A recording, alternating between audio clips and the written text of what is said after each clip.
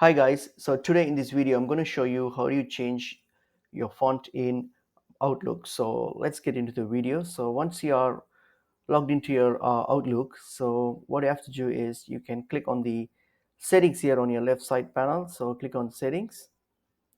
So once you are on your settings, you'll see an option called default font. So click on it.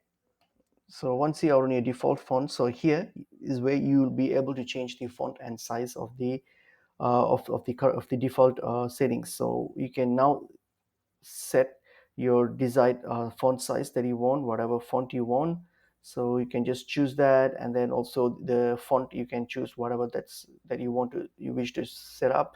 You can set that. So once that's done, all you have to do is hit on save. So once you hit on save, then your Outlook will be changed to the current font size, and also font if you have changed it, the font as well. So that's pretty much it is. Hope this video is helpful to you guys. I'll see you guys in another video soon. Thank you.